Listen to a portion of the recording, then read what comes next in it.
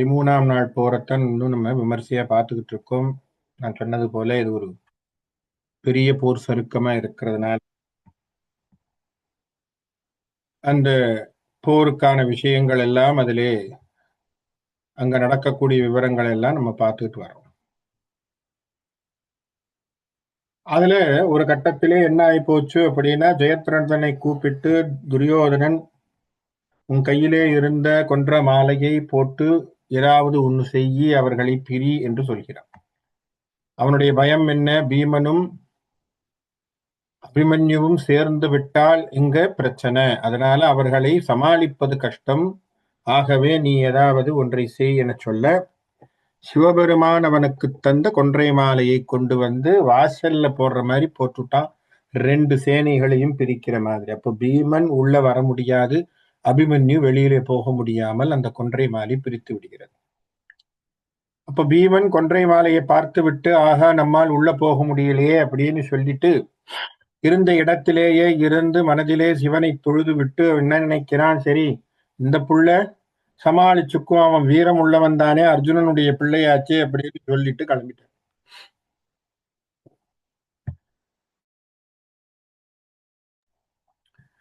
அதே அடுத்ததாக இங்கே அபிமன்யுவை பார்க்கின்ற பொழுது அபிமன்யுவும் நாம இதை தாண்டக்கூடாது, இது சிவபெருமானுடைய மாலை அப்படிங்கிறதுனாலே அவனும் தாண்டாமல் மீண்டும் அந்த சேனைகள் இருக்கின்ற இடத்தை நோக்கி போய்கொண்டிருக்கிறான். அப்ப எதிர்படக்கூடியவர்கள் அத்தனை பேரையும் இவன் துவம்சம் பண்ணிக்கிட்டே வர்றான். எல்லாரையும் அடிச்சு அத்தனை பேரையும் புறமுதுகிட்டு ஓட வச்சு எல்லாம் பண்ண உடனே துரியோதனனுக்கு உடம்பு முடியல, அவனால் தாங்க முடியல. அவன் கட்டளை இடுகிறான், பலரை கூப்பிட்டு நீங்கள்லாம் போய் அவனை அபிமன்யுவை நீங்கள் சண்டை போடுங்கள். இப்ப அபிமன்யுவோட சண்டை போடுங்கள்னு சொல்லும் பொழுது என்ன பண்றான் அப்படின்னா, தன்னுடைய பிள்ளையையும் அதிலே சேர்த்து அனுப்புகிறான். பாருங்க, தனியா போனா தம் பிள்ளை சமாளிக்க முடியாதுங்கிற மனசு இருக்க அவன் என்ன பண்றான், 16,000 பேர் சூழ தன்னுடைய பிள்ளையாகிய லக்ககுமாரன் என்று சொல்லக்கூடியவனை இங்கே அனுப்புகிறான் உள்ள. அப்ப அத்தனை பேரோடு சேர்ந்து லக்ககுமாரன் உள்ளே வருவதாக நம்ம போன தடவை பார்த்தோம். இப்ப இந்த லக்ககுமாரன் உள்ள வர்றான், வந்த பிறகு என்ன நடக்குது அப்படிங்கிறதை மேற்கொண்டு பார்த்து அதுக்கப்புறம் என்னென்ன விஷயங்கள் நடக்க போகுதுங்கிறத நம்ம சுவாரஸ்யமா பார்த்துட்டு வரோம். வில் மைந்து கொண்டு தாக்குவோர் தமை வென்ற வீரன் நல் மைந்தனுக்கு முதுகு இட்டனர் என்று நாணி மண் மைந்தர் எண்ணில் 16,000 வந்து சூழ தன் மைந்தனையும் உடன் ஏவினான் சர்ப்பகேது. சர்ப்பகேதுன்னா என்ன அர்த்தம்? பாம்பை கொடியாக கொண்டவனாகிய துரியோதனன். பாம்பை கொடியாக கொண்டிருக்கக்கூடிய துரியோதனன் என்ன பண்றான், 16,000 பேர் புடை சூழ அந்த ராஜாக்கள் எல்லாம் அவன் பின்னாடி வர்ற, தன் பிள்ளையான லக்ககுமாரனையும் அந்த படையிலே விட்டு நீ போய் அபிமன்யுவை தாக்கு அப்படின்னு. அப்ப இந்த அபிமன்யு தாக்க உள்ள வர்றான்.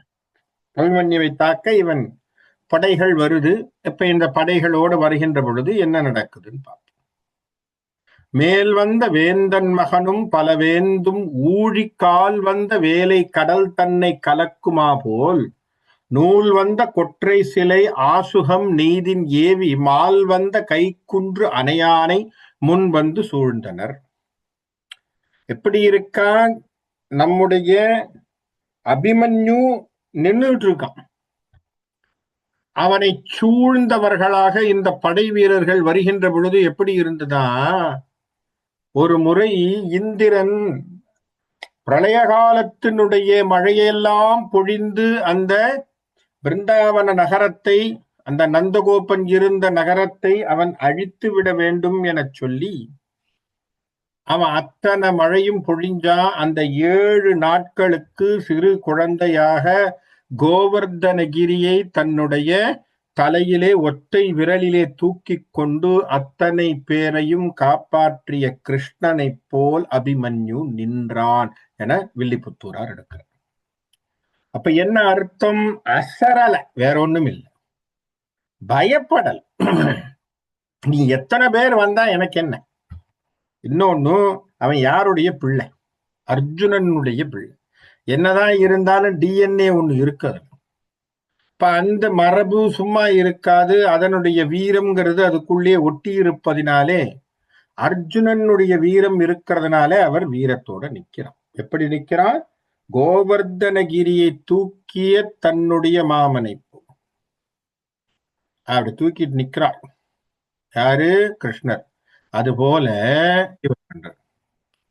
இவர் உள்ளவர அப்படி நிக்கிறாங்க. வந்து அவனை சுற்றுகிறார்கள். முன்பு முன்பு முந்தி பலர் ஏவி மூறி வாழி. ஓடி வந்து தோ நான் போடுறேன்னு ஒருத்தன் வர்றான். இன்னொருத்தன் வந்து இரு நான் போடுறேன் பையன். என்னடா இவெல்லாம் சின்ன பையன், நான் போடுறேன்.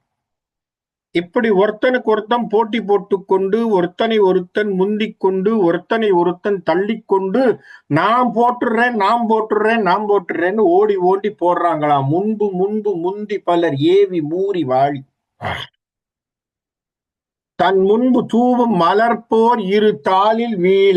அபிமன்யுனுடைய காலில் வந்து பூஜை பண்ணும்போது எப்படி பூவெல்லாம் போட்டு பாத நமஸ்காரம் பண்ணுவாங்களோ அது போல வந்து விழுந்துதான் அந்த அம்புகள் எல்லாம். அப்ப அவனை ஒன்னும் பண்ணல. வந்து இவங்க போட்ட அம்புகள் அத்தனையும் அவன் காலில் ஏதோ பாத மலரை தூவியது போலே அது வந்து நிக்குது. வில் முன்பு உடையோன் ஒரு வில்லின் விசித்து அம்பால் பின் முன்பு பட்ட பல கோடி பிறங்கு சேனை. இப்ப இத்தனை பேர் அவசரப்பட்டு ஓடி வந்து நான் போடுறேன்னு போட்டது அபிமன்யுனுடைய பாதத்துக்கு என்னவா போச்சு? பாத பூவை போல் அவனுடைய பாதத்தை நமஸ்காரம் பண்ணக்கூடிய பூ மாதிரி போச்சு. நம்ம அபிமன்யு என்ன பண்ணானா, இருப்பா அப்படின்னு ஒரே ஒரு வில்ல எடுத்தானா, அம்பு எடுத்தானா, ஒரு அம்பை எடுத்தானாம், தொடுத்தானாம், போட்டானாம். என்ன ஆகி போச்சு? ஒரு அம்பினால் இந்த வந்த சேனைகள் அத்தனையும் புறமுதுகு காட்டி ஓட ஆரம்பித்தார்கள். அப்போ இந்த 16,000 சேனையில வந்தவர்கள் அத்தனை பேரும் பயப்பட ஆரம்பிச்சுட்டாங்க. இப்ப லக்ககுமாரனுடைய நிலை என்னங்கிறத நம்ம யோசிக்கணும். இப்ப அந்த வீரத்துலதான் இவன் உள்ள வந்திருக்கான். யாரு? துரியோதனுடைய புள்ள. அவன் அபிமன்யோட சண்டை போட்டுறதுன்னு வந்திருக்கான். இப்ப அவனுடைய நிலை என்ன? இவங்கெல்லாம் பாதி பேர் ஓடுறாங்கன்னா, ஆனாலும் அவன் வீரம் பேசி ஏதாவது ஒண்ணு செய்யணுமே. அரபு உயர்ந்தவன் மதலையோடு அடலுடை அரசர் புத்திரர் அனைவரும் எழுவரி இரவி பொன் கதிர் தெருதலில் இரிதரும் இருள் என திசை திசை தோறும் முதுகிட. இப்படி இந்த சூரியனை பார்த்தால் பனியானது எப்படி விலகி ஓடுமோ, சூரியனை கண்டால் இருளானது எப்படி நீங்கி போகுமோ, அதுபோலே அவனோடு சேர்ந்து வந்த அத்தனை பேரும் அப்படி அவனை எதிர்க்க முடியாமல் ஓடி போன தருணத்திலே உரனுடை பனைமுழவு உரள் திணிப்புயன் ஒரு சமர்த்தனும் ஒரு தனிரதமும் விரவி முன் பொறு களம் அழுகுறும் வகை விரல் வயப்புலி என எதிர்முடுக்கவே. இப்படி எதிரில வந்து அவன் நிக்கும் போது எப்படி இருக்கானா, ஒரு புலி மாதிரி நிக்கிறான். ஒரு காட்டுல எப்படி புலி எப்படி நிக்குமோ அது போல பயம் இல்லாமல் நின்று கொண்டிருக்கிறான் அபிமன்யு. இத்தனை பேர் வந்து இவ்வளவு செஞ்சாலும் ஒருத்தன், ஒரே ஒருத்தன், எல்லாம் யோசிச்சு பாருங்க, 16,000 பேர் எங்க? அபிமன்யுங்கிற ஒரே ஒரு ஆள். அந்த ஒருத்தன் என்ன பண்றான்? அத்தனை பேரையும் சமாளிக்க. உரனுடை பனை முழவு உரள் திணி புயன் ஒரு சமர்த்தனம். அவனை பார்க்க எப்படி சாமர்த்தியமா நிக்கிறாங்கிறத பார்த்து எல்லாருமே அசந்து போறாங்க. ஏன்னா ஒரே ஒரு தனி ரதம், அவ்வளவுதான். இவங்கெல்லாம் எவ்வளவு? 16,000 பேரும் 16,000 ரதத்துல நிக்கிறாங்க. இது நடுவுல நம்ம துரியோதனுடைய புள்ளியும் நிக்கிறான். இப்ப இவங்கெல்லாம் சேர்ந்து அவன் அடிக்கிறதுக்கு நிக்கிறாங்க. ஆனா இவன் ஒரு ரதம் எதிரில் நிக்குது, அவ்வளவுதான். அவனிடத்திலே இவர்கள் யாரும் சண்டை போட முடியவில்லை. பாதி பேர் ஓடி போயாச்சு, புறமுதுகு விட்டு ஓடுகிறார்கள். இப்ப லக்ககுமாரன் சும்மா இல்லை. அவன் கொஞ்சம் அப்பானுடைய டிஎன்ஏ அவனுக்கு இருக்காதா, கொஞ்சம் அவன் வீர சவடாலாம் பேச வேண்டாமா? அவன் போய் ஏதாவது 2 வீரவசனம் பேசி அப்பதான் அடிபட முடியும். அதனால அபிமன்யுவை பார்த்து கொஞ்சம் அப்படி ஊன்னு அவன் பேச வேண்டாமா, போய் வீராவேசனம் பேச வர்றார். வளைய முத்து உதிர் விழியுடை வரி சிலை மதனன் மைத்துனன் அவனிவர் பலரையும் இளை என புறமிட அமர் பொருதப்பின் இளைய வித்தகன் எதிருரு வருதனும். அபிமன்யு போட்ட பானத்திலே அந்த பானத்தினால் எதிர்ந்து ஓடியவர்கள் நிறைய பேர் இல்லையா? அந்த ஓடியவர்கள் புறமிதுகிட்டு ஓடியவர்கள் ஒரு புறம் இருக்க, எதிரில வந்து நிக்கிறான் லக்ககுமாரன். முளை எயிற்று இள நிலவு எழ அகல் வெளி முகடு உடைப்பது ஒரு நகை செய்து கடவினான். எப்போ லக்ககுமாரன் எதிரில வந்த உடனே அபிமன்யு என்ன பண்ணானா, பல்லெல்லாம் முழுக்க தெரியுது, சரியா? பல்லெல்லாம் நல்லா எல்லா பல்லும் தெரியிற மாதிரி எப்படி இருக்கான்? அகல்ல ஒரு தீபத்தை ஏத்து வச்சிங்கன்னா அந்த தீப சுடர் என்ன பிரகாசமா இருக்குமோ அது போல அவனுடைய பற்கள் எல்லாம் அப்படி வெள்ளை வெளியேர்னு வெளியே தெரிய. இப்ப அபிமன்யு நல்ல பல்லெல்லாம் சுத்தமா வச்சுட்டு இருக்கான் போல் இருக்கு, அது தெரியுது இப்போ. அப்போ அபிமன்யு என்ன பண்ணிருக்கான், அப்படி எல்லா பல்லும் தெரிய ஒரு சிரிப்பு சிரிச்சானு. அப்படி செஞ்சானு பார்த்து அந்த பையனை பார்த்து, யார, லக்ககுமாரனை பார்த்து ஒரு நகை செய்து கடவினான். அப்படி பாக்குறான், பார்த்து சிரிக்கிறான். என்ன, இத்தனை பெரிய பேரெல்லாம் ஓடி போயிட்டாங்க, இவன் என்னவோ பெருசா இவனோட சண்டை போடுறதுக்கு எதிரில் வந்திருக்கான். ஊழை வயப்பரி ரதமும் உரனோடு ஒத்தின உரல்களும் உடையவே. இவன் என்ன பண்றான், அவன் லக்ககுமாரன் ஓடி வந்து அபிமன்யுனுடைய ரதத்தோடு இடிக்கிறதுக்கு வராரு. நேரோட வந்து அப்படி நேரா நின்னு சண்டை போடுறது. ரகுகுலத்தவன் இளவலும் நிசிசார் இறை அளித்தருளும் இளவலும் இருவரும் நிகர் என. எப்படி நின்னாங்களாம் 2 பேரும். இங்க அந்த லக்ககுமாரனுக்கும் ஒரு உயர்வை தருகிறார் நம்முடைய வில்லி. என்ன சொல்றார், ஒருத்தன் எப்படி இருந்தானா, யாரு அப்படின்னு சொன்னா ரகுகுலத்தவனுடைய இளவல். ரகுகுலம் யாரு, ராமன். ராமனுடைய இளவல் அப்படின்னா ராமபிரானுடைய இளவல் ஆகிய லக்ஷ்மணன் போலவும், அவனுக்கு எதிரிலே நிசிசரர் இறை அளித்தருள் இளவலும். அந்த லக்ஷ்மணன் யாரை அழித்தானோ, யாரோட சண்டை போட்டு யார முதல்ல ஜெயிச்சா, லக்ஷ்மணன். லக்ஷ்மணனுடைய போர் என்று சொன்னால் மிகப்பெரிய போர் லக்ஷ்மணன் போட்டது ராவணேஸ்வரனுடைய பிள்ளையாகிய இந்திரஜித்தோடு. அப்ப அந்த இந்திரஜித்தை ஒத்தவனாக லக்ககுமாரன் நிக்கிறான், சரியா? அப்ப 2 பேரும் எதிரில் நின்னு சண்டை போடுறாங்க, ஒப்பாக நிக்கிறார்கள். அப்ப 2 பேரும் பாக்குறாங்க. இப்ப பார்த்த உடனே இவன் வந்து அப்படியே 2 பேர் கண்ணும் பாருங்க, துணை விழி கடை நிமிர்தர. 2 பேரும் அப்படி ஒருத்தர் பார்த்து முழிச்சுக்கிறாங்க. நெறி கடை புறவும் மிக முறிதர, அப்படியே புருவம் எல்லாம் அப்படி மேல ஏறுது, வியப்பா பாக்குற மாதிரி. முகில் இடித்தன, அடி கர்ஜிக்கக்கூடிய குரல்ல.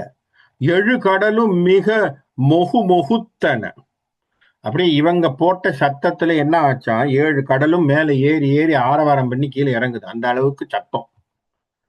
அனிலமும் அனலும் உகம் முடித்தன முறை பல உரை எடுத்தனர் ஒருவரோடு ஒருவரே.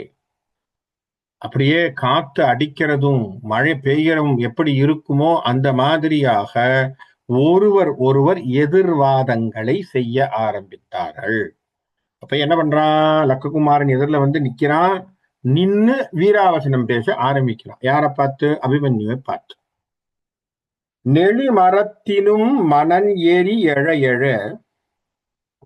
நிருவர் விட்ட விட்டன கசரத துரகமும் மெலிவு ஏழ பிறக்கிடவும் நின் ஒரு தனி விரல் குறித்து ரதமும் எதிர்கடவினை ஒளிபடுத்து எதிர்வரவின் விரி சுடர் எதிர் உளவு விட்டிலின் உயிர் அழிகுவை என வலியுறுத்தினான் அவனிவன் மதலையை வலி வஜ்ர மதலை தன் மதலையே.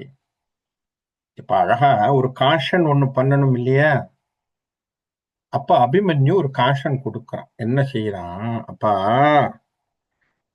நீ விஷயம் தெரியாம சண்டைக்கு வந்திருக்கேன்னு நான் நினைக்கிறேன். ஆனா பேசுறது பார்த்தா கொஞ்சம் இருமாப்போட பேசினானோன்னு தோணும். ஆனா இல்ல. ஏன்னா அவன் உண்மையைத்தான் சொல்றான். காரணம் என்னன்னா, அவனோடு பல வீரர்களும் தோற்றார்கள் இல்லையா? நம்ம தான் பார்த்தோமே, கர்ணன் ஓடி போயிட்டான், துரோணர் ஓடி போறான், அஸ்வத்தாம ஓடி போறான், சல்லியன் ஓடி போறான், சல்லியன் புள்ள செத்து போறான், இத்தனை பேர் ஓடி இருக்காங்க. அப்போ அவனோடு தனிப்பட்ட முறையிலே அபிமன்யு என்று சொல்லக்கூடிய ஒருவன் மாபெரும் வீரனாக நின்று கொண்டிருக்கிறான். அப்போ அவன் என்ன சொல்றான்? ஒரு காஷன் கொடுக்கறான். என்ன கொடுக்கறான் அப்படின்னா, டேய், இந்த ஒரு இந்த பழம் அப்படியெல்லாம் இருக்கும் பொழுது அந்த பழத்தின் மீது, அந்த பழத்தினுடைய மென்மையின் மீது உடம்பை தேய்த்து தேய்த்து ஒரு பூச்சி ஒண்ணு வளரும். அந்த பூச்சிக்கு பேரு விட்டில் பூச்சின்னு பேரு. சரியா? இந்த விட்டில் பூச்சி என்ன பண்ணுமா, பழத்தை பார்த்த உடனேயே அந்த பழத்து மேல போய் விழுந்து அதை தப்பி அது மேல ஒரு ஆசை, அது எங்கேயாவது ஒரு இடத்துல பழத்துல ஒரு ஓட்டை இருந்தா அதுக்குள்ள போய் அந்த ஜூஸ் உறிஞ்சி ஏதாவது ஒண்ணு பண்ணிட்டு இருக்கும். இந்த மாதிரியான ஒரு இனிப்பான சுவையிலேயே அந்த பழம் இருக்கும். சமயத்துல இந்த விட்டில் பூச்சிக்கு கொஞ்சம் புத்தி இல்லாம போறது எப்போ அப்படின்னா, ஒரு விளக்கை ஏத்தி வச்சோன்னு வைப்போம். சரிங்களா? ஒரு விளக்கை ஏத்தி, ஒரு அகல் விளக்கு ஏத்தி வைக்கிறீங்க அப்படின்னா, அந்த நிறத்தை பார்த்த உடனே அது என்ன, அந்த கிட்டத்தட்ட அது ஒரு ஆரஞ்சு கலர்ல இருக்கு இல்லையா? அதை பார்த்த உடனே இந்த விட்டில் பூச்சி என்ன நினைக்குமா, ஆஹா நல்ல கலரா ஒரு பழமா இருக்குன்னு போய் தீயில போய் உட்காந்து. அப்படி உட்காந்தா என்ன ஆகும்? சாம்பலா போகும். தீயிலே ஒத்த பதங்கத்தின் செயல் போன்றதம்மான்னு யார் எடுத்தார்? கச்சியப்ப சிவாச்சாரியர் எடுக்கிறார். எதுல எடுக்கிறார்? கந்த புராணத்திலே இந்த பதத்தை ஒப்புமையாக தருகிறார். தீயினை ஒத்த பதங்கத்தின் செயல் போன்றதம்மா. யாருக்கு சொல்றான்? மன்மதன் சிவபெரானை எழுப்பிய விஷயத்தை சொல்லுகின்ற பொழுது சொல்லுவோம். அப்ப அது போல தேவார்த்தையே அபிமன்யு இங்க பேசுறான். டேய், இங்க இந்த விஷயமெல்லாம் தெரியாம நீ வந்து நிக்கிறது எப்படி இருக்கு தெரியுமா? தீய பார்த்து பழம்னு நினைச்சு வந்த விட்டில் பூச்சி மாதிரி இருக்கேன்னு. அதனால நீ அழிஞ்சு போகாத போ. அப்போ அபிமன்யு மேல தப்பு இல்லை. அபிமன்யு என்ன சொல்லிட்டான்? ஒரு காஷன் கொடுத்துட்டான். வராதே அப்படிங்கிற வார்த்தையை சொல்லிட்டான். ஒளிபடுத்து எதிர்வரவின் வரி சுடர் எதிர் உளவு விட்டிலின் உயிர் அழிகுவை. வார்த்தை தான். என்ன ஆயிடும்? விட்டில் பூச்சி மாதிரி அந்த தீயை பார்த்து எப்படி அது போய் தீயை பழம் என கருதி அது போய் உட்காருமோ, அது போல நீ தெரியாம வந்திருக்கப்பா, நீ அழிஞ்சு போக போயிடுங்க.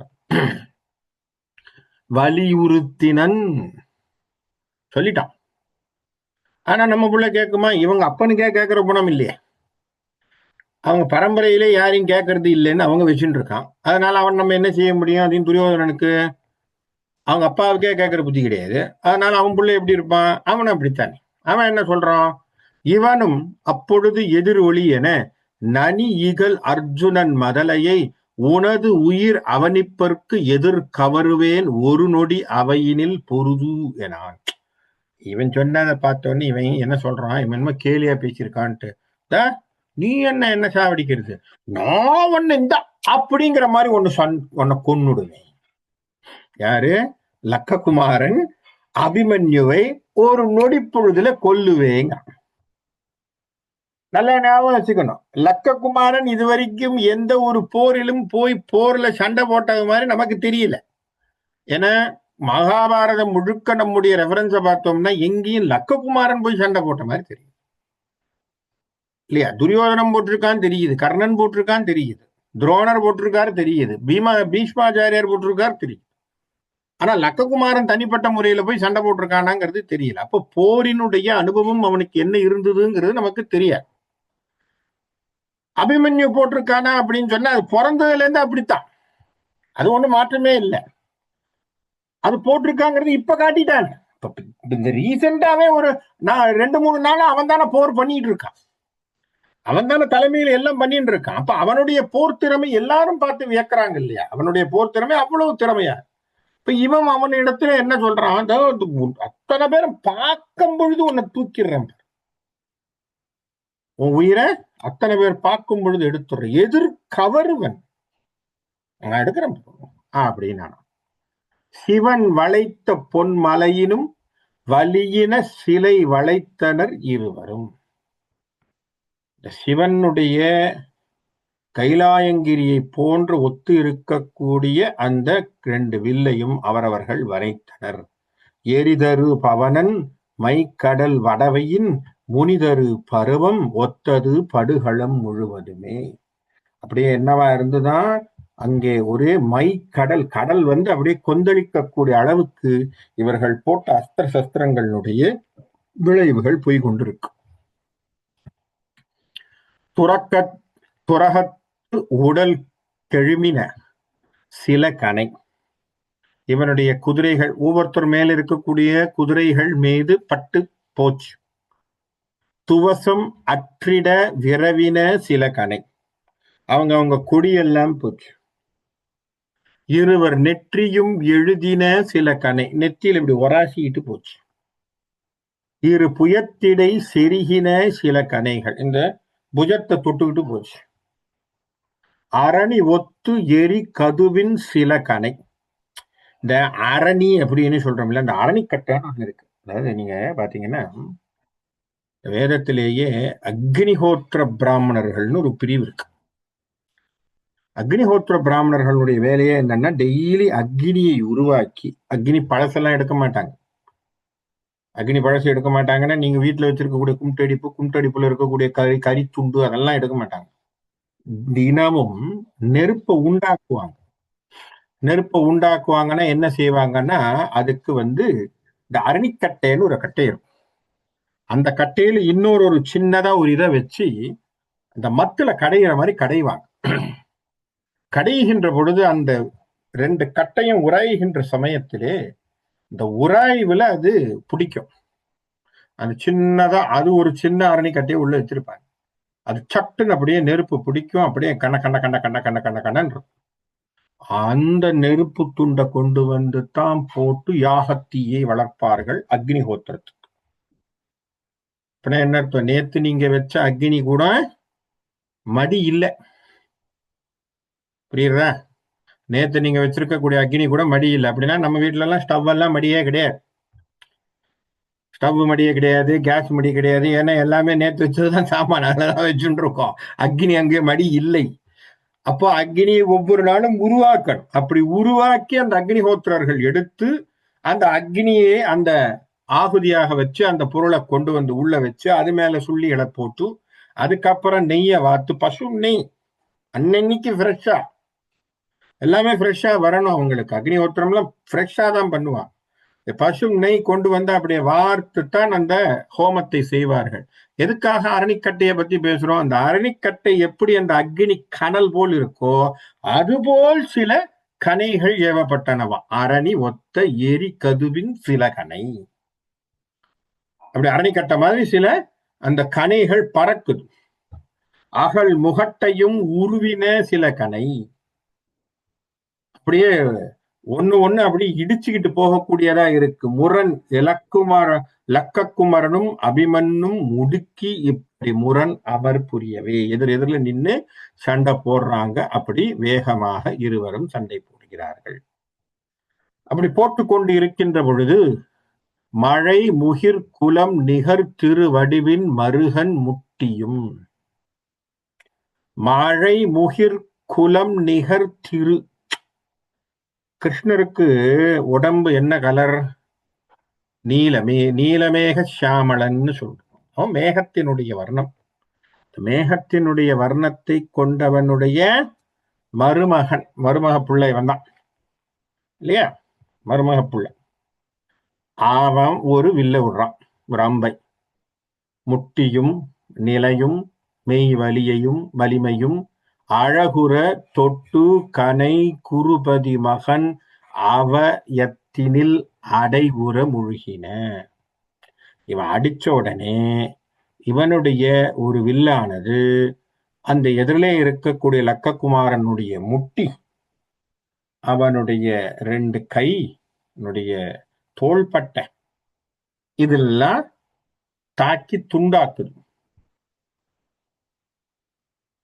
கழல்கள் அற்றன. கழல் கையில போட்டிருக்கக்கூடிய கழல் அப்பனா கை போச்சு. இரு தொடை நழுவின. இந்த தொடைகள் கிரிப் இல்லை, ஏன்னா முட்டி போச்சுன்னா என்ன கிரிப் இருக்க போகுது, கீழே விழறான். கவசம் அற்றது, கவசம் போச்சு, ஏன்னா அந்த அளவுக்கு அடிச்சிருக்கான். கரமலர் புயமுடன் முழுதும் அற்றன. அவன் வில்லு போட்ட உடனே அவன் கைகள் துண்டிக்கப்பட்டு அவன் உயிர் இழந்தான்.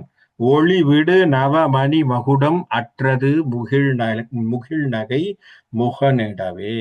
அப்போ அந்த லக்ககுமாரன் அபிமன்யுவினுடைய வில்லினால் தாக்கப்பட்டு, அம்பினால் தாக்கப்பட்டு அவன் இறந்து போகிறான். இதுவரைக்கும் சும்மா இருப்பானா துரியோதனன்? இனிமேதான் அவனுடைய கதையே பார்ப்போம். ஏன்னா சண்டை போடணும்னு நினைச்சுதான் விட்டுருக்கான், அபிமன்யு அடிக்கணும்னு பேசிட்டு இருக்கான். இப்ப அபிமன்யு என்ன பண்ணிட்டான்? துரியோதனனுடைய பிள்ளையை சம்ஹாரம் செய்து விட்டான். இப்போ துரியோதனனுடைய நிலை என்ன? ஏன் போது அவனுக்கு லக்ககுமாரன் வெங்கான் எரிந்தவன் குமரன் ஏவாள் செய்தி போச்சு அவனுக்கு. அப்பா உன் பிள்ளையை அபிமன்யு கொன்னுட்டான் அப்படின்னு செய்தி வருது. அலங்கன் உற்று ஆவி மாய்ந்தான், அப்படியே உயிரே போன மாதிரி குதிக்கிறான். அமரிடை என்று கேட்டு கலக்கண்ணீர் சொரிய நின்று, கண்ல இருந்து தாரத்தாரைய கண்ணீர் வழியுது. கண்ணிலி குமரன் வெம்பி, மனசெல்லாம் அப்படியே வருந்தி விம்மி அழறான். வழக்கன் நேர் முனிவரோடு மன்னவரோடு செல்வான். இப்ப நடந்து போச்சு. இவனுக்கு என்ன உள்ளுக்குள்ள அந்த வெஞ்சன்ஸ் வந்துடும், இந்த வஞ்சனைன்னு ஒண்ணு வந்துடும் இல்லையா? ஏன்னா இப்ப அவன் ஆரம்பத்திலேருந்து அதுல தானே வாழ்ந்துகிட்டு இருக்கான். துரியோதனுக்கும் வஞ்சனையும் பிரிக்க முடியாது என்னவோ துரியோதனும் வஞ்சனையும் அது மாதிரிதான். அதனால அவன் மனசுல என்னைக்கு அந்த வஞ்சனையும் துரோகத்தோடத்தான் வாழ்ந்துகிட்டு இருக்கான். அப்ப அவனை போய் நம்ம என்ன செய்ய முடியும்? இப்ப அடிச்ச உடனே லக்ககுமாரன் செத்து போயிடும். அதுக்குத்தான் அபிமன்யு என்ன சொன்னா, அடே நீங்க வராதரா, நீ செத்து போவேன்னு அவன் சொன்னான். இவன் கேட்டிருப்பான், இவன் கேட்கல. ஏன்னா அவனுக்கு போர் அனுபவம் உண்டு, இவனுக்கு போர் அனுபவம் கிடையாது. இவன் சொன்னான், கேட்கல, சண்டையை போட்டான், செத்துப்பான். இப்ப விஷயம் போயாச்சு துரியோதனுக்கு தாங்க முடியலே, மனமெல்லாம் வெதும்புது, கண்ணீர் மல்குது, கண்ணிலிருந்து தண்ணீரா சொரியுது. அவனால ஒன்னும் பண்ண முடியல. நேரா என்ன பண்ணானா, நேர் முனிவரோடும் மன்னவரோடும் செல்வான். நேரா போனா துரோணர் அங்க இருக்கார், அவனுடைய பிள்ளை அஸ்வத்தாமன், இவனுடைய தம்பிமார்கள் துச்சாதனன், அதுக்கப்புறம் ஜெயத்ரதன், அத்தனை பேரும் நிக்கிறாங்க. அங்க போறான் அவசரமா. மன்னவர் மைந்தரோடு எம்மைந்தனை கொன்ற மைந்தன் அன்னையும் இமைப்பில் சென்று சயம் உற செகுதீரேல் போட்டான் கண்டிஷன். இப்ப பாருங்க துரியோதனன் என்ன கண்டிஷன் கொடுக்கிறான். மன்னவர்கள் நிறைய பேர் இறந்ததோடு என்னுடைய மைந்தனையும் கொன்று விட்டான் அபிமன்யு. அதனால நீங்க என்ன பண்ணணும், இமைப்பொழுதுல போய் என்ன செய்யணும், அவனை கொன்று விடுங்கள். பின்னை இவ்வரசும் வேண்டேன். அவன் செய்யல, அப்படி நீங்க எதுவுமே செய்யல, ஒன்னும் பண்ணலன்னு வச்சுக்கோங்க. இப்பவே சொல்றேன், என்ன சொல்றான் துரியோதனன், இப்பவே சொல்றேன், எனக்கு ஒண்ணு இந்த அரசாட்சி வேண்டாம், இந்த நாடு வேண்டாம், இந்த நகரம் வேண்டாம், எல்லாத்தையும் விட்டுட்டு போயிரு. நானா இருந்தா தயவு செய்து துரியோதனன் அப்படியே கிளம்புன்னு சொல்லி இருப்பேன். ஆனா அங்க இருந்தவங்க அந்த வார்த்தையை சொல்ல விரும்பவில்லை, துரியோதனனை சமாதானப்படுத்துறாங்க. நான் என்ன சொல்றோம், பின்னை இவ்வரசும் வேண்டேன், பெருமித வாழ்வும் வேண்டேன். என் உயிர் தானும் வேண்டேன். அப்ப புத்திர சோகம் அவனுக்கு எவ்வளவு விஷயத்தை கொடுக்குது பாருங்க. புத்திரன் இறந்தான் என்று சொன்னால் தாங்க முடியல அவனுக்கு. என்ன சொல்றான்? எனக்கு இந்த அரசு வேண்டாம், இந்த வாழ்க்கை வேண்டாம், உயிர் கூட வேண்டாம். அவனுக்கு வேண்டியது என்ன? இப்போ அந்த போர்க்களத்திலே அபிமன்யு மாய வேண்டும். அந்த ஜெயம் நீங்க கொடுக்கலன்னா எனக்கு எதுவுமே வேண்டாம். எல்லாம் சும்மா இருப்பாங்களா? உடனே தனித்தனி அரசரெல்லாம் தாழ்கினை பணிந்து போற்றி எல்லாரும் ஓடி வந்து, ஐயோ துரியோதனா, போர்னா சகஜம் அப்பா, அப்படியெல்லாம் நீ மனசு விட்டுறக்கூடாது, வாழ்க்கைனா சகஜம், வெற்றி தோல்வி வரத்தான் செய்யும், அதுலயும் நீ வந்து பேரரசன், நீ இப்படி சொல்லலாமா அப்படின்னு சொல்லி அவனுக்கு ஒரே பொன்மொழிகளை சொல்லி பணிந்து போற்றி பனித்து உயிர் பொன்றி வீழ பார்த்தன் மாமகனை, நீ கவலைப்படாத, இன்னைக்கு ஏதாவது ஒரு முடிவை செஞ்சு அபிமன்யுவை கொன்னுடுவோம், அர்ஜுனனுடைய பிள்ளையை நாம் எப்படியும் ஜெயித்து விடலாம். குனிந்த வில் நிமிரா வண்ணம் கொடுஞ் சமர் கொன்றிலே மேல் இனி தனு என போரில் இடிகிலோம் இறைவா என்றனர். அப்படி அவனை சாகடிக்கலனா இனிமே நாங்களும் வில்ல தொடமாட்டோம்னு பதில் சொல்றாங்க. அப்ப அவங்க ஒரு சபதம் எடுக்கிறாங்க. என்ன சபதம்? நாங்க அவங்கள தோக்கடிக்கலனா உனக்கு முன்னாடி சபதம் செய்கிறோம், நாங்க இனிமே வில் எடுக்க மாட்டோம், போருக்கு வந்து வில்லிலே சண்டை போடுவதும் இல்லை. அப்போ அத்தனை பேரும் இவன் என்ன பண்ணிருக்கான்? கிளப்பி விட்டுருக்கான் துரியோதனன். ஏன்னா துரியோதனனுக்கு தனிப்பட்ட முறையில போய் சண்டை போடுறதுக்கு சாமர்த்தியம் கிடையாது, அவன் பிள்ளைக்கும் சாமர்த்தியம் இல்லை. அப்ப அவன் என்ன பண்ணிருக்கான்? சுத்தி இருக்கிறவங்களை கிளப்பி விட்டு நீங்கள்லாம் போய் சண்டை போடுங்கன்னு சொல்லி, இப்ப அத்தனை பேருக்கிட்டையும் போய் இவன் ஒரு நாடகம் ஆடி, ஐயோ எனக்கு எல்லாம் போச்சு, நான் போறேன் அப்படின்னு சொல்ல, அவங்கெல்லாம் இவனை கொஞ்சம் இர்றாப்பா அப்படின்னு சொல்லி இவனுக்கு சமாதானப்படுத்தி, நாங்கள்லாம் சண்டை போடுறோம், இல்லைன்னா நாங்க வில்லை துறக்கிறோம் அப்படிங்கிற மாதிரி சொல்லி அவர்கள் களம் இறங்குகிறார்கள். இப்பத்தான் என்ன ஆக போகுது? அபிமன்யுவுக்கு எதிராக உக்கிரகமாக போர் நடக்கும். இது வரைக்கும் என்ன பண்ணாங்க? தனிப்பட்ட முறையில வந்து வந்து வந்து வந்து தாக்கிட்டு போனாங்க. ஆகவே தனிப்பட்ட முறையில வருகின்ற பொழுது அபிமன்யும் தனியாக ஒருவர் அடிச்சுட்டான், போயிட்டான். இப்போ அத்தனை பேரும் சேர்ந்து அடிக்கும் பொழுது அபிமன்யு என்ன செய்வான்? ஏன்னா இவ்வளவு நேரம் போர் பண்ணதிலேயே அபிமன்யு டயர்டா தான் இருந்திருப்பான் இல்லையா? அந்த பிள்ளை என்ன இருக்கும்? ஒரு சின்ன டீனேஜர் பாய் எவ்வளவு பேரை சமாளிச்சிருப்பான் யோசிச்சு பாருங்க. அத்தனை பேரையும் சமாளிச்சிருப்பான், இத்தனை நேரம் அவன் போர் பண்ணிட்டு இருக்கான். அப்ப அதுலயே முதல்ல அவனுக்கு டயர்ட்னஸ் வந்துடும். இப்ப இத்தனை பேரும் சேர்ந்து இப்ப அடிக்க போறாங்க அவன். அப்ப அதனாலதான் அவனுடைய வீழ்ச்சி என்பது வருகிறது. அப்ப என்ன ஆகுது? எல்லாரும் சூழப் போகிறார்கள். குன்ற வில்லவனை ஒக்கும் குமாரனும். யார் யாரெல்லாம் வராங்க பாருங்க. துரோணன், அஸ்வத்தாமன். பகைகள் ஆறும் வென்ற வில் முனியும் கிருபன், மற்ற வேந்தராய் அருகு தொக்கு நின்ற வில் விருத்தர் யாவரும். கர்ணன், அவனுடைய துரியோதனனுடைய தம்பிமார்கள், நிருபன் மா மதலை ஆவி போன்ற வில் வளைத்தோன் தன்னை புலி வளைத்தனச் சூழ்ந்தனர். அப்ப தனியா ஒரு புலி இருக்கு, அந்த புலியை பிடிக்க வேட்டையாட என்ன பண்ணணுமோ அது போல இப்ப இத்தனை பேரும் சுத்துறாங்க. அப்பாவும் அபிமன்யு ஒரே ஒரு புள்ள, அது ஒரே ஒரு ஆள், அது ஒரே ஒரு புள்ள அங்க நிக்குது, வீரமா மாதிரி நிக்குது. இவங்கெல்லாம் என்ன பண்றாங்க? அவனை சுத்துறாங்க, வேட்டையாடுறதுக்கு வந்த மாதிரி. யாரு? துரோணர், அஸ்வத்தாமன், கிருபன், இத்தனை பேரும், துச்சாதனன், துரியோதனனுடைய மத்த தம்பிமார்கள், ஜெயத்ரதன், யோசிச்சு பாருங்க, சுத்தி நிக்கிறாங்க. இவரோட போர் ஒரு முகத்தால் அன்றி பொறுப்பன்றில் புணரி ஏழும் கார் ஒரு முகமாய் முன்பு கணக்கு அற பொழியுமா போல் தேரொரு வளையுமாய் சென்று நின் தின் சிலைகள் கோழி ஓரொரு வீரர் கோடி ஆசுகம் உடற்றினாரே. அப்பவும் சமாளிக்கிறான் நம்ம பையன் அபிமன்யு, எடுத்து போட்டு சளைக்காம அடிக்கிறான். அவங்க என்ன டைரக்ஷன்ல இருந்து அம்ப போட்டாலும் இவன் அத்தனை டைரக்ஷனுக்கும் சளைக்காமல் அதுக்கு பதில் கொடுப்பதை போல் எவ்வளவு சொல்றாரு? 1 கோடி அப்படி பானங்கள் கொட்டுது. தழைக்காம போடுறான் பானத்தை. அதுல என்ன ஆகி போச்சு பாருங்க. அப்படி போட்டதுல இவர்களோடு வந்த அத்தனை ராஜாக்கள்ல சிலர் எல்லாம் உயிரே போச்சு. தரணிபர் எய்த எய்த சரங்களை சரங்களாலே முரண் அற விலக்கி பாதம் முடி அளவாக அந்த கரமும் புலனும் மெய் கலங்கி அக்கணத்தில் யாரும் மரணம் என்று உண்ண வல்வில் வளைத்தனன் வளைவு இல்லாதான். எங்கேயுமே கொஞ்சம் கூட வளைவு இல்லாதவன். வளைவு இல்லாதவன் பயம் இல்லாதவன். சரியா? கொஞ்சம் கூட பயப்படல, சளைக்கல. சளைக்காம என்ன பண்றான்? போர் செய்யறான். அவன் போர் செய்ததிலே இந்த பெரிய பெரிய மாவீரர்களோடு வந்த சில அரசர்கள் எல்லாம் இறந்து போகிறார்கள். அதனால இவங்களுக்கு ஒண்ணும் பண்ண முடியல. யாரெல்லாம் போயிருக்காங்களா? ஆகவம் தன்னில் முந்து மனுக்குலத்து அரசன் பட்டான். மனுக்குலத்துல வந்து யாரோ ஒரு அரசன் சண்டைக்கு வந்திருக்கான். கௌரவ படையிலிருந்து அவன் செத்து போனான்.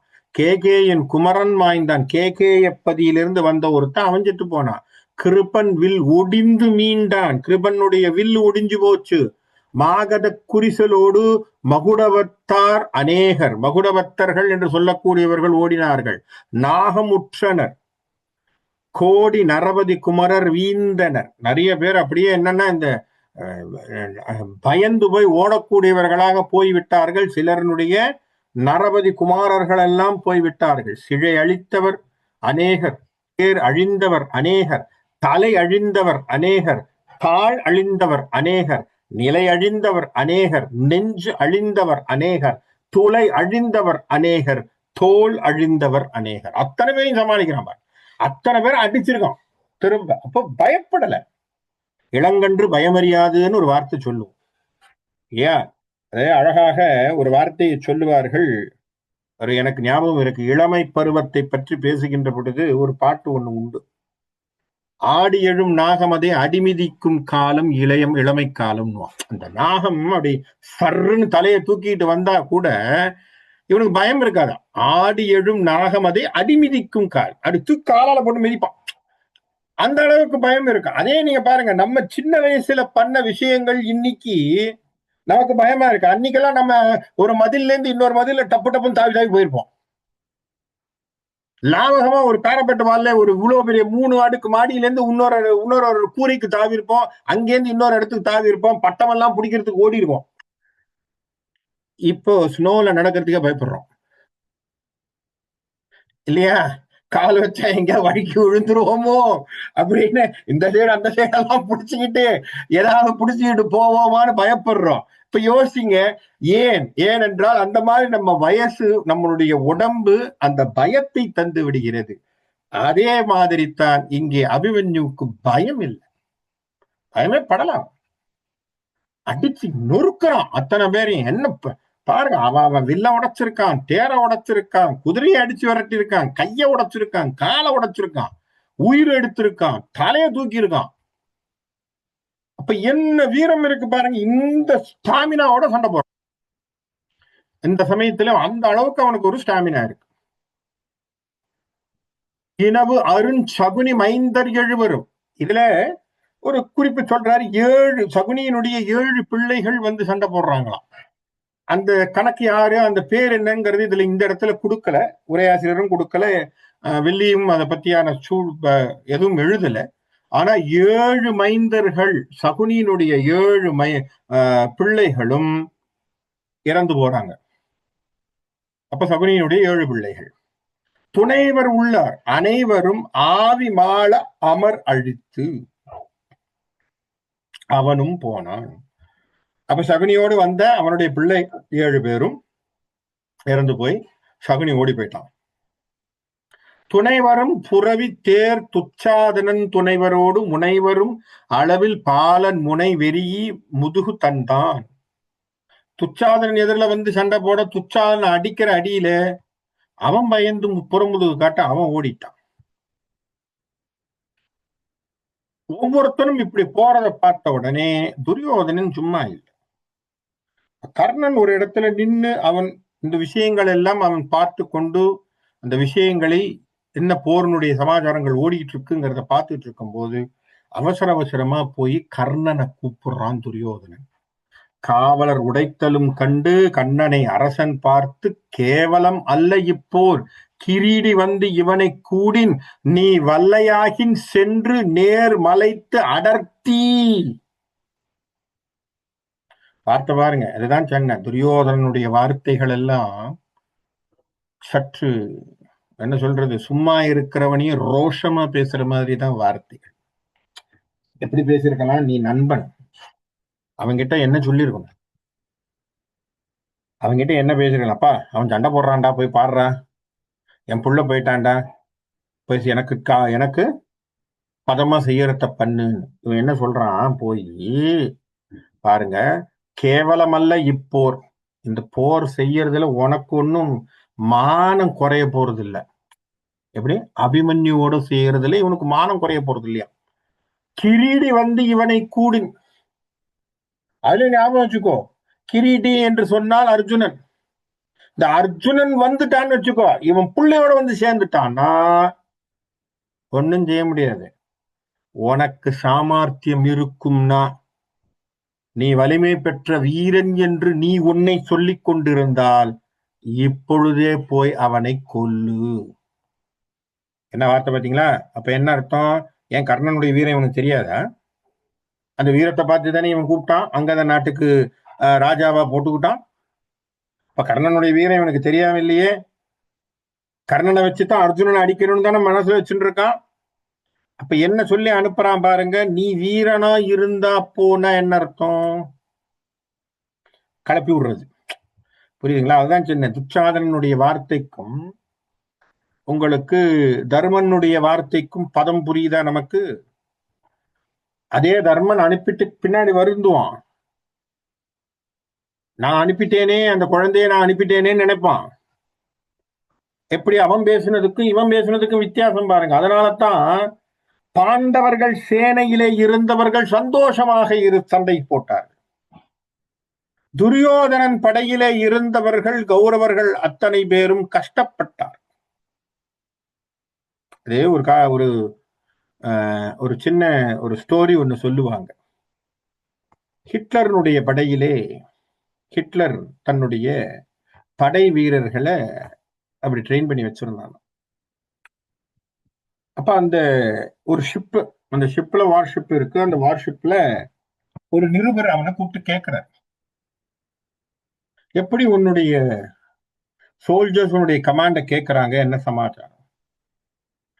அப்ப ஹிட்லருக்கு ஒரே இது கௌரவம், அப்படியே மீசையெல்லாம் முடிச்சுக்கிட்டு சொன்னாங்க, நான் என்ன சொன்னாலும் அவங்க கேட்பாங்க, எப்படி என்ன சமாச்சாரம், இந்த பாக்குறியா, உனக்கு லைவ் டெமான்ஸ்ட்ரேஷன் தான். சரி, ஒரு 5 பேரை நிக்க வச்சான், நில்லுங்கடா நில்லுங்க, நேரா இந்த அது வந்து இந்த நேவி ஷிப், நேரா இந்த அந்த ஷிப்பினுடைய முனை வரைக்கும் நடந்து ஒருத்தொருத்தனா கடல்ல குதிச்சு செத்து போங்கிறான். எப்படி ஹிட்லருடைய கமாண்ட பாருங்க. அதுல ஒவ்வொருத்தனா ஒவ்வொரு சோல்ஜரா நேரா நடக்கிறான், அந்த கடைசியில போய் நிக்கிறான், ஜெய் ஹிட்லர் அப்படிங்கிற மாதிரி, ஹெயில் ஹிட்லர்னு சொல்லிட்டு குதிக்கிறான். 2 பேர் குதிச்சிட்டான், 3ஆவது பேர் குதிக்கிறான், 4ஆவது காரன் நின்னுட்டு இருக்கான். ஹிட்லர் அந்த பக்கமா போயிட்டார்.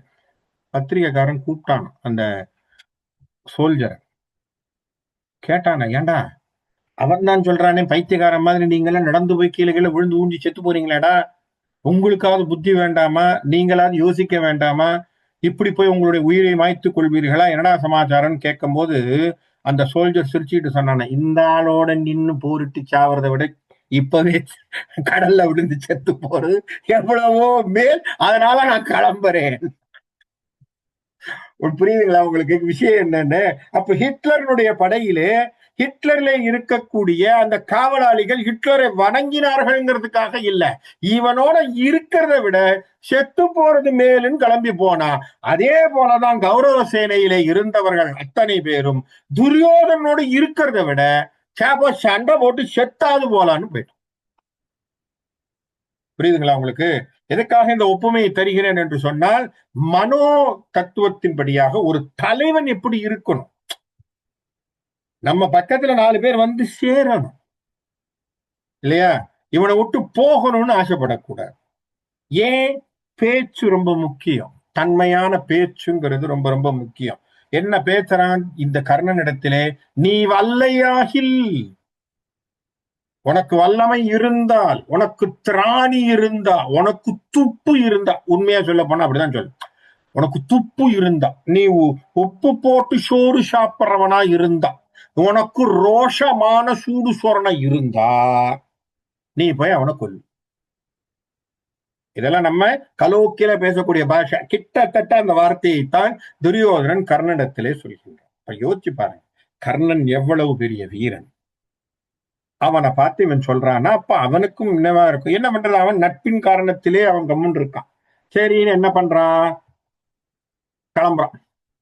கோவலன் வருகன் தன்னை குறுகினான் கொடையால் மிக்கான். எப்பேற்பட்ட வார்த்தை இவன். கர்ணன்னு பேரை எடுக்கல பாருங்க, வெள்ளி அவனுக்கு ஒரு என்ன பதம் கொடுக்கிறான், கோவலன் மருகன் தன்னை குறுகினான். யார் சார்? அந்த கிருஷ்ண பரமாத்மானுடைய மரும பிள்ளைக்கு பக்கத்துல போனான். யாரவன்? கர்ணன்னு சொல்ல, கொடையில் மிக்கான் போட்டான் வார்த்தை. இந்த உலகத்திலே கொடை என்கின்ற ஒரு பதத்திலே இன்றைக்கும் நாம் சொல்லக்கூடிய ஒரே எக்ஸாம்பிள் யார நம்ம சொல்றோம்? கர்ணனை தவிர வேற யாரையும் சொல்ல மாட்டோம். யாராவது கொடுத்தா கூட நம்ம என்ன சொல்றோம்? கர்ணனை விட இவன் கொடைசாலியா, இவனடா கர்ணனை விட பெருசா கொடுத்துட்டான. என கொடைக்கு அவன் ஒருவன் தான் உதாரணமாக நின்று. அதனால்தான் என்ன பதம் கொடுக்கிறார் வெள்ளி? கொடையில் மிக்கான். அப்ப வரா மண்முறி குவளத்தின் தோள் வாசவன் பேரந்தன்னோடு அல்முறி இரவி மைந்தன் அருஞ்சமர் விளைத்த காலை. எதிரில் அபிமன்யுவை எதிர்த்து கர்ணன் சண்டை. செல்முறிந்தன ஏறு தேர் முறிந்து எடுத்து வாகை வில் முறிந்து உள்ளம் தானும் மிக முறிந்து உடைந்து மீண்டான். சண்டை போட போறான், சண்டைய ஆரம்பிக்கிறான். ஆரம்பிக்கிறதுக்கு முன்னாடியே அவன் இவனுடைய வில்லை உடைக்கிறான், அம்பை உடைக்கிறான், இவன் வந்த தேரை உடைக்கிறான். இதெல்லாம் யார் செய்யறான்? அபிமன்யு செய்யறான். அவனுடைய தேருடைய சக்கரத்தை உடைக்கிறான். உடம்புலையும் சில இடங்களிலே அம்பு படுகிறது. திரும்பிட்டான் கர்ணன். இப்ப இவன் தனியாக சமாளிக்கிற ஆள் இல்ல. தேறினான் தேரி துச்சாதனன் தரும் செம்பொன் தேரின் ஏறினான் மீள வில்லும் ஏரி கனை பலவும் கொண்டு தூறினான். இப்பதான் ஆரம்பிக்க போகுது. இப்ப என்ன பண்ணா, கொஞ்சம் தேர்த்திக்கிட்டான். தேர்த்திக்கிட்டு வருகின்ற பொழுது துச்சாதனனுடைய தேர் வருது. அந்த தேரின் மீது ஏறி உட்கார்றான். உட்கார்ந்து மீள திரும்பவும் வில்லும் எரிகனையும் எல்லாத்தையும் எடுத்து கொண்டு வர்றான். வந்து தூறினான். இப்ப என்ன பண்றான், அப்படியே மழை தூறல் போடுற மாதிரி போட்டான். அபிமன் செங்கை தொடைகளால் எதிர்த்தல் அஞ்சி மாறினான் முகமும் தேரும் வரிவில்லும் அடித்த மண்ணோ. திரும்பவும் அடி வாங்குறான். சரியா?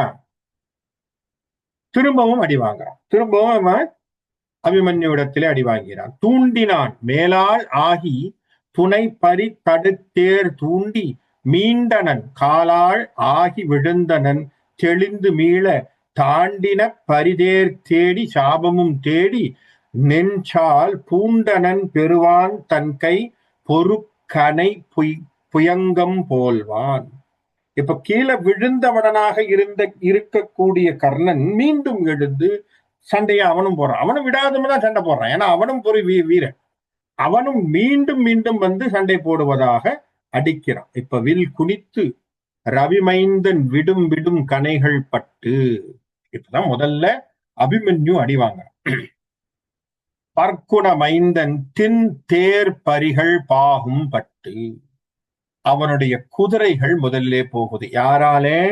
கர்ணன் விட்ட பானத்தினாலே இதுவரை அவனுக்கு அரணாக நின்ற அவனுடைய தேரினுடைய குதிரைகள் அடிபடுது. அபிமன்யுனுடைய குதிரைகள். முன் குனிந்து எய்த வில்லும் முறிந்தது. அப்ப அபிமன்யுனுடைய வில் உடையுது. மூரி தேரும் நிற்கும் நல் நிலைமையும் குன்றி நேமியும் நெறிந்தது அன்றோ. அவனுடைய தேர் உடையுது, அவனுடைய தேர் சக்கரங்கள் உடையுது, அவன் நிலையிலே கீழே இறங்குகிறான். அபிமன்யுவை முதலிலே அடித்தது கர்ணன்.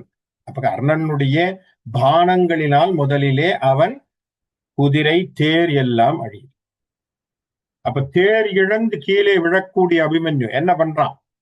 தன்னை அத்தனையின் செய்த தாழ்வு எல்லாம் தனையன் தன்னை பின்னை அத்தந்தை செய்து பின்னிடாது அசந்து நிற்ப முன்னைய புறவி தேரும் மூரி வெண்சிலையும் இன்றி மின்னை ஒத்த இலங்கு வாளோடு அவனிமேல் விரைந்து பாய்ந்தான். அவனை இந்த அடி அடிச்சத, இவன் இவ்வளவு அடி வாங்கினத யாரு? கர்ணன் அடிச்சதை தன்னை அத்தனையன் செய்த தாழ்வு எல்லாம் தன்னையன் தன்னையும் தன்னை பின்னை அத்தந்தை செய்து பின்னிடாது அசைந்து நிற்ப. இவ்வளவு அடிச்சதுக்கு என்ன பண்ணானா? அசையவே இல்லை. கீழே விழுந்தவன் கையில ஒரு வாழை உருவிட்டு நிக்கிறான்ப்பா அபிமன்யு. என்ன ஆகி போச்சு? வில்லெல்லாம் போச்சு, தேர் போச்சு, குதிரை ஓடி போச்சு, அபிமன்யு கீழே விழுந்தான். தேர் சக்கரம் உடைஞ்சு போச்சு, அபிமன்யு கீழே விழுந்தான். விழுந்த அபிமன்யு என்ன பண்றான்? விடல, வாழ் உருவி நிக்கிறான். வாழ் சண்டைக்கு வாங்கடா அப்படின்னு நிக்கிறான். வாளோடு புரிசை ஏந்தி மண்டலம் பயிற்று இற்றை நாளோடு துறக்கம் எய்த நயந்தனன் நின்ற வீரன் தேளோடு புறையும் செம்பொன் மேருவை சுடரோ நாக கோளோடு சூழ்வது என சுற்றினான் குமரர் ஏரே. அப்ப வாளோடு நிக்கின்றவர்கள் அத்தனை பேரும், இந்த ராஜாக்கள் அத்தனை பேரும் சுத்துறாங்க. இப்போ வாளோடு அவன் நிக்கிறான். தேர் போனது, பறி போனது, சிலை போனது, சிறுவன் போர் போனது, இனி சென்ற அமர் புரிவோம் என நினையா கார் போல் நனி அதிர இதழ்மடியா எரிக்கடல் வாய் நீர்போல் உடன் மொய்த்தர் வெறுவுற்று ஓடிய நிறுவர். இப்ப என்ன ஆச்சா? இவனால அடிபட்டு ஓடினாங்க பாத்தீங்களா? இப்ப அவங்கெல்லாம் கூட்டம் சேர்ந்துக்குச்சு. இப்ப என்ன ஆகி போச்சு? இவங்களுக்கு எல்லாருக்கும் இப்ப ஒரு பிளஸ் பாயிண்ட் ஆகி போச்சு. என்ன? அபிமன்யு தேர்ல இல்ல, அபிமன்யு வில்லு இல்ல, அபிமன்யு கிட்ட அம்பு இல்ல. இப்ப அபிமன்யு அந்த பாதுகாப்பு எதுவும் இல்லாமல் தரையிலே கையிலே வாளை ஏந்து நின்று கொண்டிருக்கிறான். இப்ப அவனுடைய நிலைமை என்ன? சாதாரணமா கால்ல நின்று சண்டை போடக்கூடிய சாதாரண படை வீரனை போல் நிற்கக்கூடியவரா இருந்த உடனே இதுகாலம் அடி வாங்கிட்டு ஓடி போனாங்க பாருங்க. அவன் அத்தனை பேரும் வாழ் ஈழு கையில வேலு ஈழு ஈட்டு எல்லாத்தையும் எடுத்துக்கிட்டு அவனை சுத்துறானுங்க. என்னன்னா, அதாவது பாவம், இவன் இவ்வளவு அடி வாங்கியிருக்கானே, போனா போகுதுன்னு யோசிக்கலையா. அழகா சொன்னார், போர் போனது இனி சென்று அமர் புரிவோம் என நினையா. போட்டும், அந்த பிள்ளைதானே அப்படி நினைக்காம கார் போல் நனி அதிரு அப்படியே ஓடி வரானுங்க. இதழ்மடியா எரி கடல்வாய் நீர் போல் உடன் மொய்த்தார். அப்படியே வந்து அந்த இதை மொய்க்கிற மாதிரி அவனை மொய்க்கிறாங்க. வெறுவுற்று ஓடிய நிறுவனம். அப்படியே எல்லாம் வில்லு இல்லு உருவிட்டு வர்றானுங்க. அப்ப துச்சாதனனுடைய மகன் அந்த பக்கத்துல வர்றான். அவன் பேரு துச்சனின்னு பேர். அவன் என்ன சொல்லிட்டு வர்றான்? துச்சாதனன் மகன் மன்னர் தொழும் துச்சனி என்னும் நச்சு ஆடு அரவு அணையான் இனி நானே பழிகொள்வேன். இனி அவன் தனியா தானே இருக்கான், நான் அவனை இன்னைக்கு நானே கொன்னுடுறேன்னு அவன் வரானா. இச்சாயகம் ஒன்றால் என எய்ந்தான் அவன் முடியோடு அச்சாயகம் வடிவாள் கொடு அறுத்தான் அடல் அபிமன்யு. பக்கத்துல வந்து, நான் துச்சாதனனுடைய பிள்ளை துச்சினின்னு பேர். இந்த துச்சனி என்ன பண்றான்? இவன் தனியா தானே வாழை வச்சுட்டு சும்மா இருக்கிறான், நம்ம எல்லாரும் சேர்ந்து அடிக்கிறோம், நான் அவனை கொல்றேன்னு பக்கத்துல வந்த உடனே ஒரு வாளை எடுத்து வீசுகின்றான் அபிமன்யு. துச்சனியினுடைய தலை துண்டுபட்டு அவன் இறந்து போகின்றான். அப்பவும் பாருங்க, விடல அவன். அபிமன்யுனுடைய வீரம் பாருங்க, அவனுக்கு அப்படி அவனை ஒன்னும் செய்ய முடியாதது போல் இருக்கு. அப்போ என்ன பண்றான்? துரியோதனன் மகனும் பெரு துச்சாதனன் மகனும் புரியோதனன் முனை வென்றமை புரிவில் முனி கருதா. உடனே ஓடி போய் துரியோதனன் வந்து சொல்றான், என் புள்ள போனது, துச்சாதனம் புள்ள போனது, இத்தனை பேர் அடி வாங்கினதெல்லாம் நீ பாக்குற இல்ல துரோணா, நீ ஏதாவது ஒண்ணு செய். இப்பவும் இந்த பிள்ளைக்கு, இந்த துரியோதனனுக்கு இந்த கோள் மூட்டுற வேலை மட்டும்தான் வேலையே. அவங்க அவங்களே ஏத்தி விடுறதோ, நீ போ நீ போ நீ போன்னு சொல்றதே தான் இவனுக்கு வேலை. அரியோம் என மறையால் அடல் அம்பு 1000 எய்தான் வரி ஒலியோடு கழலான் அவை வாழ் கொண்டு துணிந்தான். அப்போ என்ன செய்யறாரு அவரு? துரோணர் என்னதான் இருந்தாலும் வில்லுக்கே ஆசிரியனவன். அவன் மந்திரங்களை ஜபித்து அவன் அந்த வில்லை விடுகின்ற பொழுது அந்த வில்லினால் அவன் அபிமன்யு தன் கை வாழ் அதை கையில வச்சிருக்கான் இல்லையா, அந்த கை துண்டிக்கப்படுகிறது. அப்போ அபிமன்யுவை தான் அடிக்கிறாங்க சேர்ந்து. சொரியும் கனை மழை ஏவு துரோணராயின் வில்லும் பரியும் கடவு ரதத்தோடு பாகும் பலபலவாய் முறியும்படி வடிவாள் கொடு மேதா அமர் காதா விரியும் சுடர் என நின்றனன் விசையின் திருமகனே. அடிக்கிற அடியில எல்லா இடத்திலிருந்து அம்பு மழைகள் பொழிகிறது. அப்படியே ரதம் இல்ல, தேர் இல்ல, பிள்ளைக்கு குதிரை கிடையாது, ஒரு கையும் போயாச்சு, நிக்கிறான். அப்படி நின்றுட்டு இருக்கான். ஒரு கையையும் அவங்க அடிச்சுட்டாங்க. அப்ப இன்னொரு கையை வச்சுக்கிட்டு சண்டை போடுறான். ஒரு கால் அழித்தேர் அன்றியும் உருள் ஆழி கோல் தேர் மேல் இருகால் வர முக்கால் வர எக்காலும் அழித்தே பெருக்கு ஆர் அணை செய்தொத்து அவிர் பிள்ளை பிறை அணையான் செருகால் நகை செய்தான் வரிசிலை ஆசிரியரே. இப்ப என்ன ஆயிப்போச்சு? அவனுடைய தேரெல்லாம் இழந்து போனவுடனே துரோணர் இப்போ அவன் கிட்டத்தட்ட ஒன்றுமில்லாத நிலையிலே இன்னொரு கையை அடிச்சுட்டான். அவன் வாளோடு வைத்திருந்த கையும் அடிபட்டான். இப்போ ஒண்ணும் இல்லாத நிலைமையில இருக்கின்ற பொழுது அவனை பார்த்து இனி நீ என்ன பண்ண போறேங்கிற மாதிரியான ஒரு பார்வையை துரோணர் பார்க்கிறார்.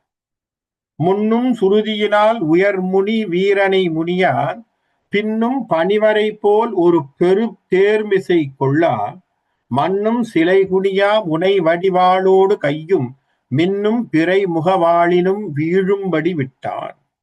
அப்பவும் தயங்கல அபிமன்யு. இன்னொரு கையில அந்த வாளை எடுத்தான். அந்த வாளை தூக்கி எறியறான். பாருங்க, அப்பவும் விடலான். கை அடி வாங்கிச்சு, இருந்தாலும் பரவாயில்லன்னு அடிக்கிறான். பேனார் உயிர் பருகும் பசிப்பெட்ப பகுவாய் வெய் கோள் நாகம் உளவா வந்து எதிர் கொடுனா எரிவது போல் பூன் ஆ கடக கையோடு புகர்வாளும் மண்மேல் நீள் நாகர் வியக்கும்படி வீழ மீளியும் நின்றான். அடிச்சு அவன் தூக்கி எறிஞ்ச வாழானது போய் 2 பேரை தாக்கும் பொழுது அப்பவும் அப்படியே நிக்கிறானா ஒரு வீரனை போல. அப்ப என்ன செய்கிறது அவனை? ஏன்னா என்ன பண்ணாலும் அடிக்கிறான். இவனை என்ன செஞ்சாலும் இவன் என்ன பண்றான்? அடிச்சு துவம்சம் பண்றான். இரு தோள்களில் ஒரு தோள் முனிகள் வாழியின் வீழவும். அப்ப துரோணர் அடிச்ச ஒரு கை இதுல ஒரு கை போச்சு. ஒரு தோள் கொடு பெற நிற்பது ஒரு மத வாரணம் ஒத்தான். ஒரு யானை மாதிரி ஒத்த கையில வச்சுக்கிட்டு நின்றுட்டு சண்டை போட்டு இருக்கான். கருது ஓ கையோடு அழகா பதிதரோடு கதிபெற முன் மருது ஓர் அடியினை சாடிய மாயன் திருமகன். அப்படியே நிக்கிறான், எதுவும் செய்ய முடியாதவனாக ஒற்றை கையோடு அபிமன்யு அப்படி நிக்கிறான். அப்ப என்ன பண்றான்னா, கிருஷ்ணர் தான் அவனுக்கு போர் முறைகளை சொல்லி தந்தவர். அந்த கிருஷ்ணர் அவனுக்கு ஒரு போர் முறை ஒண்ணு சொல்லி தந்திருக்கார். என்ன அப்படின்னா, எதுவும் இல்லைனாலும் தேர் சக்கரம் ஏதாவது ஒண்ணு போர்க்களத்திலே இருந்தால் அந்த தேர் சக்கரத்தை எடுத்துக்கோ, ஒரு மந்திரத்தை சொல்லித்தரார், அந்த மந்திரத்தை வச்சுக்கோ, அதை சக்கராயுதமாக வைத்து கொண்டு சண்டை செய்யின்னு கிருஷ்ணர் சொல்லித்தரார். அதனாலதான் நீங்க அபிமன்யுன்னு காட்டும் பொழுதெல்லாம் கூட நம்ம மகாபாரதம் சீரியல்ல பாத்தீங்கன்னா கையில ஒரு சக்கராயுதத்தோடு நின்று சண்டை போடுற மாதிரி இருக்கும். பார்த்திருப்பீங்க. அபிமன்யுனுடைய போட்டோவை பார்க்கும்போது கையில ஒரு சக்கரத்தை, மேல அந்த தேரினுடைய சக்கரத்தை ஒரு கையில பிடிச்சிருப்பான். பிடிச்சி சண்டை போடுற மாதிரி காட்டுவாங்க. காரணம் என்ன? அவனுக்கு யார்? அவன் மாமா அவனுக்கு சொல்லி கொடுத்துருக்கான். அவனுக்கு கிருஷ்ணர் சொல்லி கொடுத்திருக்காராம். என்னன்னா, ஒத்த கையோட நீ எவ்வளவு கஷ்டப்பட்டாலும் அந்த போரிலே ஏதாவது உருளையா இருக்கக்கூடிய ஒன்ன தூக்குடா, அது சக்கராயுதம் போல் உனக்கு செயல்படுவதற்கு ஒரு மந்திரத்தை தர்றேன் நானா.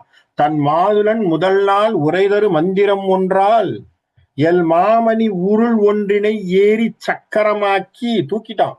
சக்கரத்தை தூக்கிட்டான். கல் மாறி விளக்கும் கிரி என மெல்வரு கருதார் வில் மாறி விளக்கா அதுகொடு யாரையும் வீழ்த்தினான். தூக்கி அதை வச்சு சண்டை போட ஆரம்பிக்கிறான். வாழ் போச்சு, குதிரை போச்சு, தேர் போச்சு, கீழே விழுந்தான், ஒரு கை போச்சு, இன்னொரு கையை வச்சுட்டு இருக்கான். அந்த இன்னொரு கையில வச்சு அந்த ஒரு கையில சக்கரத்தை தூக்குற மாதிரி இந்த சக்கராயத்தை வச்சு சுத்துறான். இப்படி அவன் போர் செய்கின்ற பொழுது இப்பவும் அவன் சாகல. துரியோதன் எதிர்பார்த்தது என்ன? அவன் செத்து போகணும்னு. அவன் சாகவில்லை. அப்போ ஓடி போய் ஜெயத்ரதன் இடத்திலே கூப்பிட்டு நீதான் அவனுக்கு முடிவு கட்ட வேண்டும்னு சொல்றான். அந்த ஜெயத்ரதன் என்ன பண்றாங்கிறத அடுத்த வாரம் பார்ப்போம். அவன் என்ன செய்யறான், அபிமன்யுவை அவன் எப்படி கொல்ல போறான், அதன் பிறகு எப்படி போக போகுது அப்படிங்கிறத நாம் வருகின்ற வாரத்திலே அதனுடைய தொடர்ச்சியை பார்ப்போம்னு சொல்லி இன்னைக்கு இந்த இடத்துல நிறைவு செய்கிறேன். நன்றி.